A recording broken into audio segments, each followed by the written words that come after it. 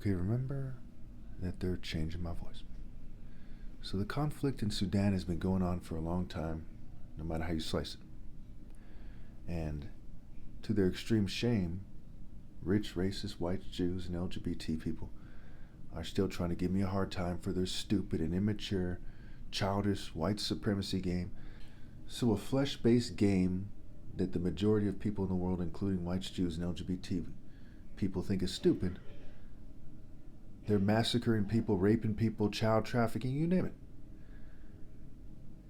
Now on my, well, not on my wall, it's by my wall. It's a long story why that is.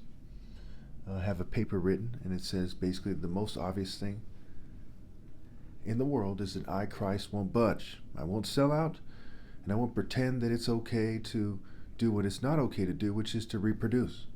And trying to make it so I sound gay is not helping gay people. I'm certain that the vast majority of gay people on this planet know that. They know, when I say they know that, that is, if they knew what was going on here, they would think that it was dumb. And they would think that the gay people representing them are complete wastes of life, cowards, idiots, low stock trash, what have you. So now let's look at the conflict in Sudan. Let's go over this again. So I've made many videos about this, including one back in like 2009 or 10. It's pretty straightforward. Why am I making the decisions I'm making? Well, I'm the one God put in charge of his angels, his angles. The angle of death, the angle of eternal punishment, the angle of degrees of eternal punishment, the angle of denying people worthwhile lives and their offspring, the angle of punishing people's offspring, the angle of judgment, and so on and so forth. Okay, so I'm in charge. Now some of you don't get that. You're like, this guy's crazy or something. So let me make it very simple for you people, because I'm certain that no one else really understands the Spirit except for me. But at the same time, they should know that something like that's going on. So let me help you understand this in a way that we can all agree on. Basically. So it goes like this. When we're talking about the spirit versus the flesh, we're talking about the principles of righteousness, right? Universal, pinpointed, moral precision.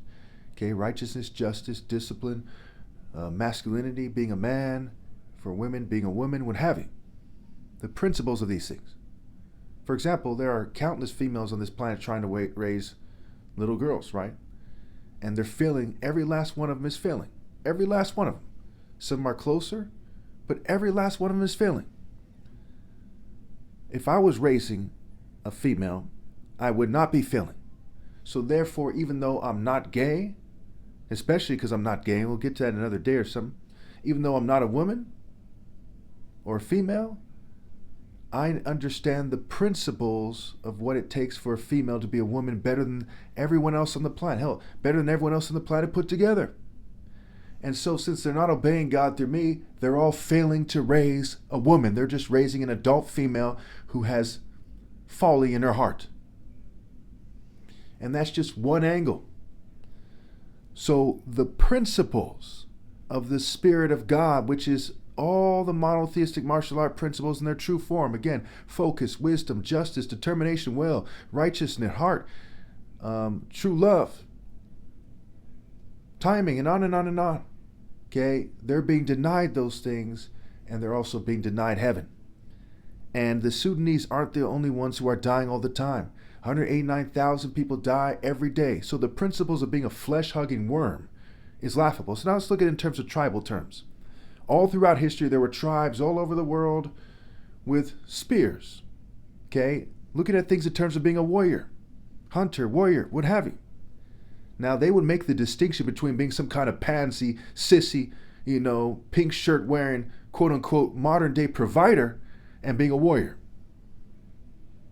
You're better off being a warrior and your whole family starving to death than being some kind of modern day pussy that bent over their family so they can provide for their family while their families are becoming more and more bitch every day. If you don't understand that, my goodness, you don't understand anything. It's that simple. So they are going out like bitches. And when they persecute somebody with some kind of a logical argument because they see, they think that I'm more like them, what have you, it probably is because I'm more like them. For example, the Sudanese, Christian Nigerians, certain peoples all over the world. But that just makes it worse for the people persecuting them. The Bible says, blessed are those who are persecuted for righteousness' sake, for theirs is the kingdom of heaven. Okay? It doesn't take a genius to see why that is. When all is said and done, as everyone who's serious and everyone who's close to serious looks at this situation, they see whites, Jews, and LGBT people being extremely disgraced by their leadership. Their leadership is pressing the Son of God and trying to make it so they seem superior and trying to make their groups and races. That is fucking disgraceful. And I will never be proud to be part white and part Jewish as a result, okay, because of what you people have done. There's nothing anyone could do about that now. Congratulations. You fucking idiots. You ought to be very ashamed of yourselves and your fucking families. So when you look at that, Christ, the Son of God, has just chastised them to the extreme in a way that no serious, self-respecting race would want to endure. Whether you suppress this video or not, they would not want Christ talking to himself or talking on the internet or talking to whoever, talking to the trees. They would not want him saying that. Okay? What is more of a fucking racial failure than that? What is more of a governing class failure than that? What is more of an LGBT failure than that? You people are fucking dumbasses if you don't understand that. But every day you keep digging it deeper because you're some kind of dumb fucks. And that by itself is a fate far worse than the most painful death possible. And being the offspring of that is a fate far worse than the most painful death possible as well. So yes, when it comes to principles, which all victories are in, the spirit wins, the flesh loses. And when you try to yoke yourself to those bitch-ass motherfuckers like, oh, make my race seem superior, we're some kind of bitch, then that is fucking pathetic. So let me go ahead and make this one without that microphone and use this kind of messed up default phone mic. So what I'm saying here isn't something that's racist, okay? I'm calling it as it is. The whites, Jews, and the LGBT community and every other group and race have an opportunity to just scramble to either mitigate or to try to elevate themselves depending on the case here. Obviously, because of the leadership of the whites and Jews, there must be punishment. For example, in Nazi Germany, when Hitler was leading them, it led to them being bombed and invaded and so on and so forth. Now, why? Why did that lead to that?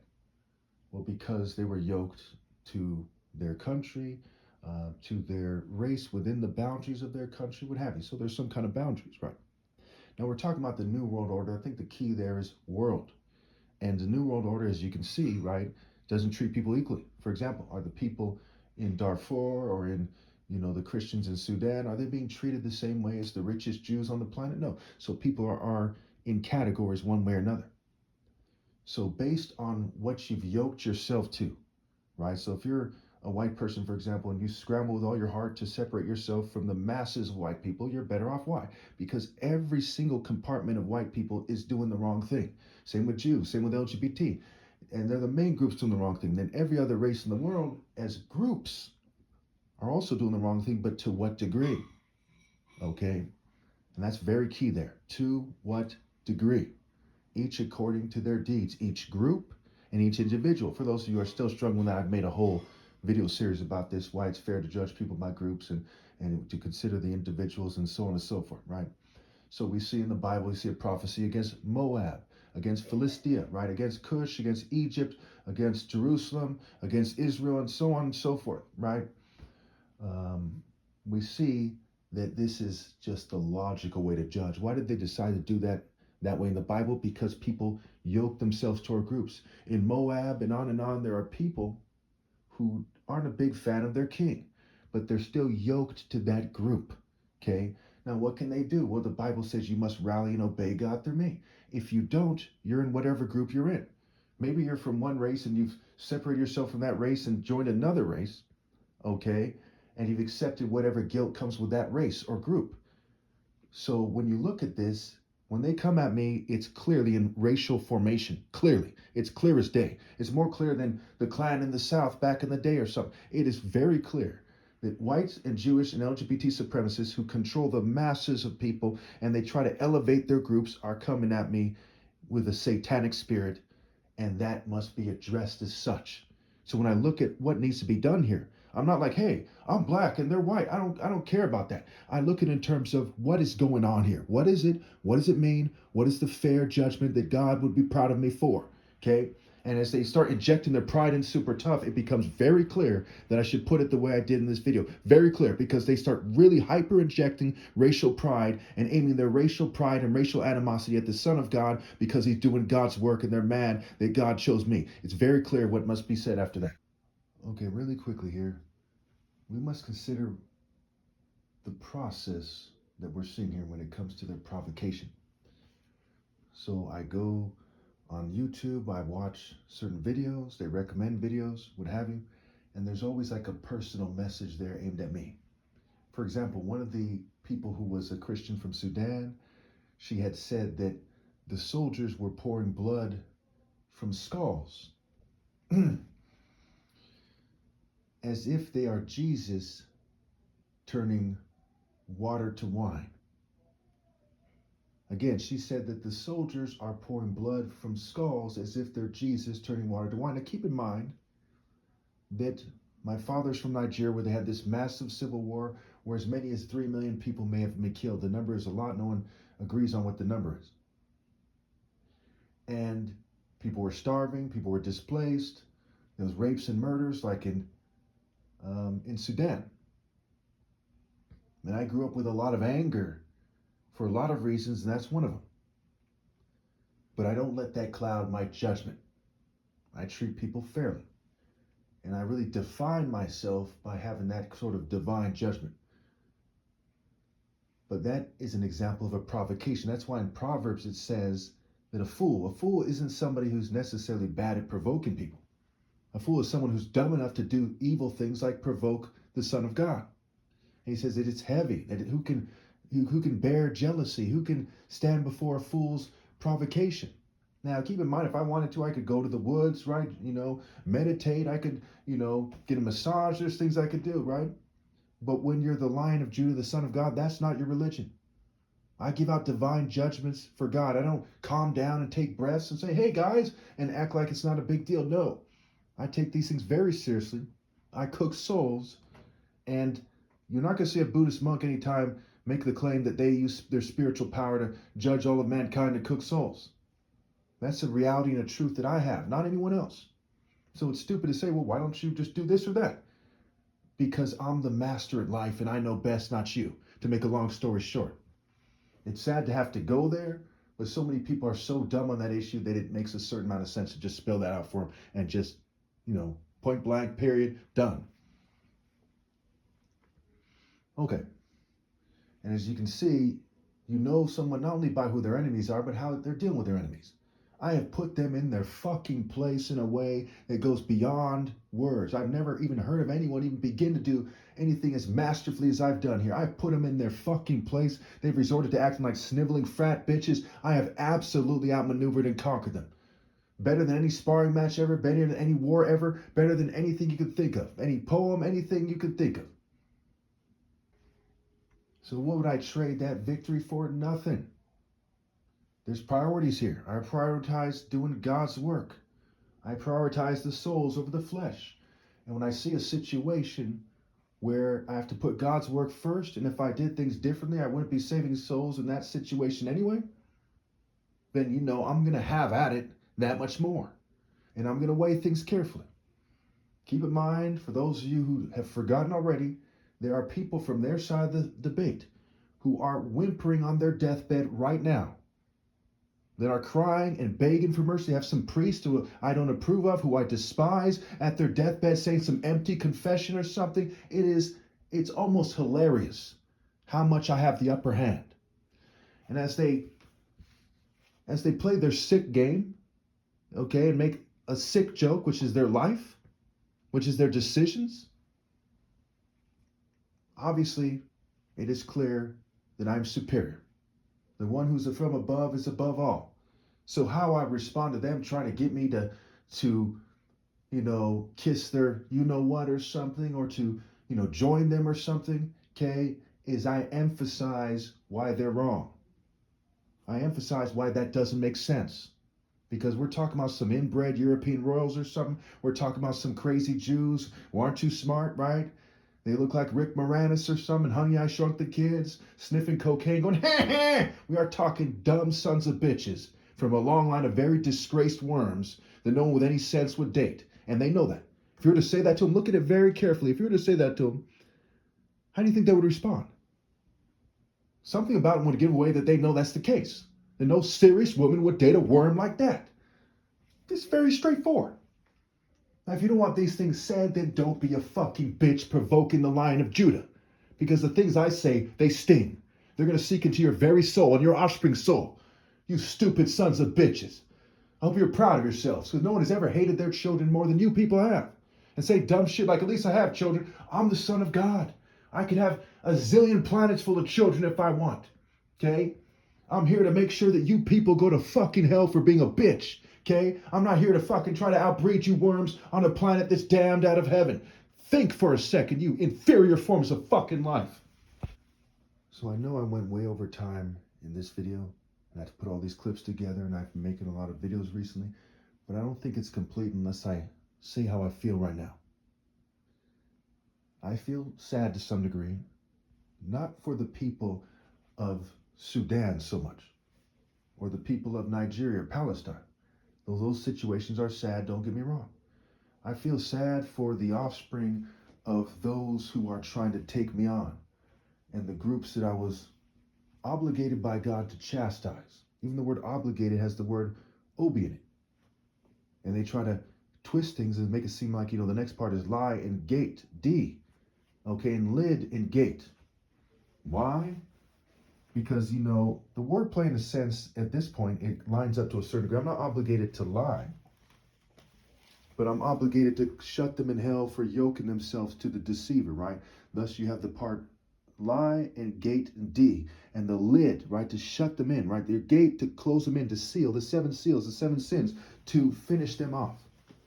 But I can't stress enough, nobody with any decency wants to, and I'm right to do this, mind you. Nobody with any decency wants to shut people out of heaven. They don't want to single out groups and say, you people really messed up. That's not a good feeling.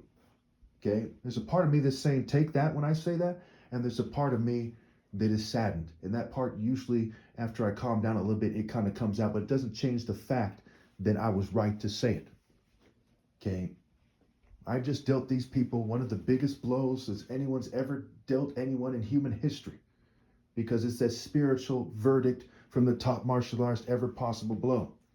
And to some degree, they don't see it that way or something.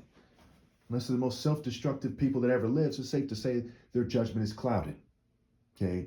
So as I look at the situation, I'm like, whoa, you people are marked for severe punishment and disgrace forever. I don't understand why you didn't mitigate. Why didn't you listen to me?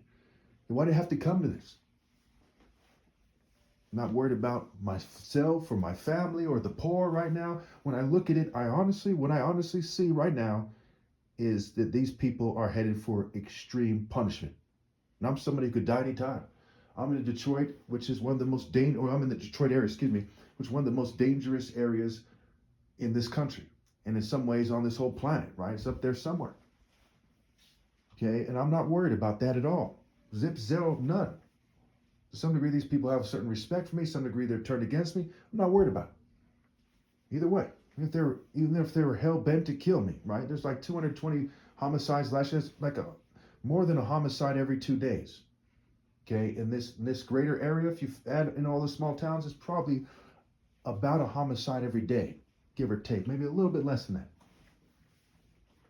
But I'm not worried about it. And I'm targeted. I'm like the most hated person by the governing class or something. They're doing some kind of ritual or something. And when I look at this situation, it's very, very sad. Okay, I can't stress enough that nobody with any decency wants it to have come to this. They brought this upon themselves. They sought to challenge the top martial artist ever possible, the one God set apart. This is Revelation 19, right? This is not a turn the other cheek situation here.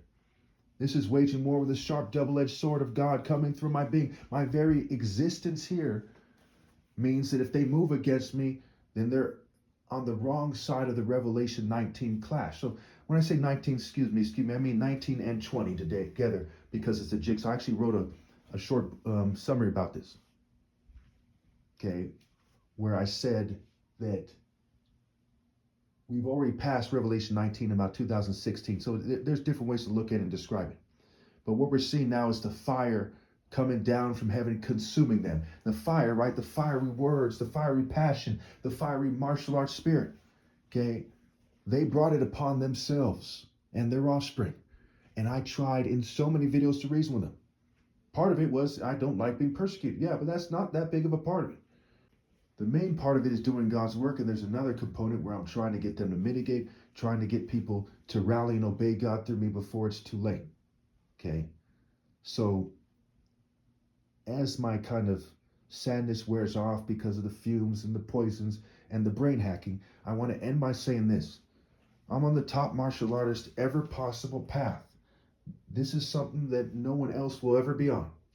This is the most advanced martial art course ever possible. There's no ever replicating it. This is the end of true martial arts after my flesh dies, in terms of in the flesh. And it continues with God in heaven. And so when you look at this situation, there's the fumes, the poisons, there's the brain hacking, there's all the angles, there's teams of people working against me. And what is at stake here is a lot, but no matter what, I'm going to masterfully move. I'm blameless. I'm the one God set apart. He knew that I was going to win, and he wanted my soul to experience this process. So when I go to God's right hand, I have a certain process that I've went through, that I've gone through, that adds to my experience of being at God's right hand. Now, how do I know this? Well, why do we experience anything in life? Right? What does it mean for God to forge things? Why are there mountains and beaches and ocean and so on and so forth? Why is there a sun? Because God does things over a long period of time that have more meaning than an individual flesh-based life on this planet, right? There's things that go far beyond that. And so God is forging my soul at his right hand to be a certain way, and I'm certain of it. My martial vision, my falcon vision, my King of Kings vision reveals that to me. I can't tell you, who's going to win the lotto or who's going to win the NBA championship or things like this, but I can tell you what I just described with certainty. Just like I predicted one of the most important predictions in human history. With my top martial arts challenge, I said, I'm going to win, and I did. And it's still going now, and they're still hiding from their responsibility to publicly acknowledge me, to treat me fairly, what have you. I predicted that they wouldn't compensate me back in 21. It's now 26. They still haven't. I predicted that attractive females wouldn't submit. They still didn't. How did I know this? It's one of two possibilities, right? One is that females are dumber than a doorknob, right? When we're talking about females. Two is they're not that dumb, but they're not that smart. And I looked inside of them and said, they're not going to submit. Now, if I know them to that degree, what other degree do I know them to? And so it is with society. Because guys have the power to say, hey, you over there, you're my daughter and you should submit. Or, hey, why don't you people submit? To kind of convince them, to order them, what have you. How did I know that they would fail to man up? Because I know people and I know God's plan where it matters most. And I predicted that. Now that I've said this, I can't say with certainty they won't try to confound this. So the prediction has been fulfilled because I took it there. You see what I'm saying? And I still lean toward that I'm still right about that. So when you look at this thing, the things that are extremely important, are they going to rally to me? Was my card tactic going to work? Were my videos going to work? I predicted these things. These are some of the most important things in human history. And the most important thing in human history, basically, is my top martial arts challenge because of what it connects to. Martial is marital scramble, and I, Christ, is the bridegroom. And I predicted that like David predicted that he would defeat Goliath in the story. Except for this is real life, and this is the top martial arts challenge ever possible. And there's 8 billion people on the planet who are challenged, not just a relatively small group of Philistines and their champion.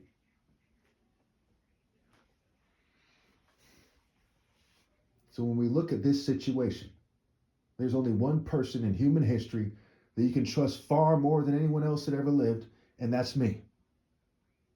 But yet, in their arrogance, in their white supremacist thinking, in their Jewish supremacist thinking, their LGBT supremacist thinking, their occult thinking, they are so self-deluded that they believe themselves and not the top martial artist ever possible when it comes to the things that I am the master at. And they're just some kind of fool that thinks they're important when it comes to. Think about that.